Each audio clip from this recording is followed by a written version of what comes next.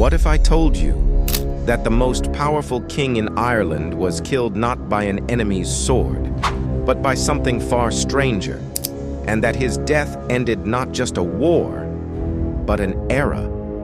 The year is 1014. Ireland is broken, divided, torn apart by endless tribal warfare and foreign invaders. For over 2 centuries, Vikings had raided and settled its coasts. Dublin, Limerick, and Waterford weren't Irish cities anymore. They were Viking strongholds. But amidst this chaos rose a man who dared to do the impossible, Brian Boru. Not a noble by birth, not born to rule, but he had fire, he had vision. He fought clan after clan, defeated rival kings, and slowly began to unite Ireland under one crown. He became High King, Ard Rí na hÉireann, and his mission was clear: to break the Viking grip on his homeland, once and for all. But power invites enemies, and some of them were Irish. Mael Morda, the King of Leinster, refused to kneel before Brian. He wasn't alone. Resentful of Brian's growing dominance, he allied with the Norse Gaels of Dublin, and together they plotted to bring the High King down. What came next was not just a battle, it was a reckoning. April 23rd, Good Friday. The fields near Clontarf trembled as armies gathered. On one side, Brian Boru's forces, men from Munster, Connaught, and loyal clans. On the other, a coalition of Leinster rebels and Viking mercenaries from Orkney, the Isle of Man, and Dublin. As the sun rose, war drums beat across the shore. Then came silence, and the first charge. The battle was savage. Steel clashed, shields shattered. The air thickened with the cries of the dying. Brian's son, Murchad, led the front lines. A warrior with his father's fire, he fought like a man possessed, cutting down Viking after Viking. But this wasn't just about blood. It was about Ireland's soul. For hours, neither side backed down.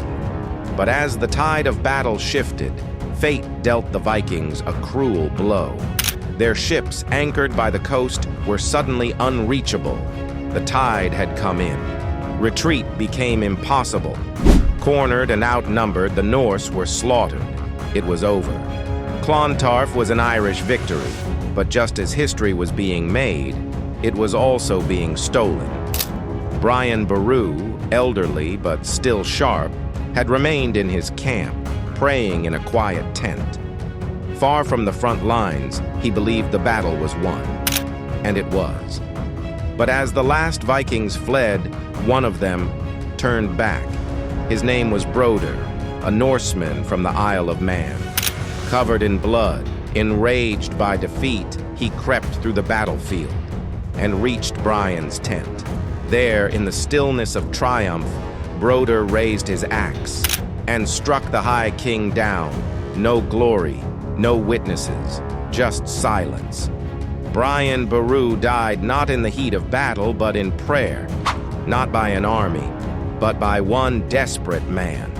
His son Murchad also fell that day, and with them, the dream of a fully united Ireland slipped away. The Vikings were broken, but so was Ireland. Clontarf ended their dominance, but it also left a power vacuum. Rival clans rose once more. The land Brian tried to unite would remain divided for centuries, and that's the tragedy no one talks about. That the man who could have changed everything did change everything. Never got to see the Ireland he dreamed of. Was Clontarf a victory or a warning? History doesn't always end with glory. Sometimes it ends with a question. History is full of shadows, secrets, and forgotten voices, and we're here to bring them back to life. If this story moved you, imagine what else waits to be uncovered. From ancient fortresses to whispered legends, each tale holds power.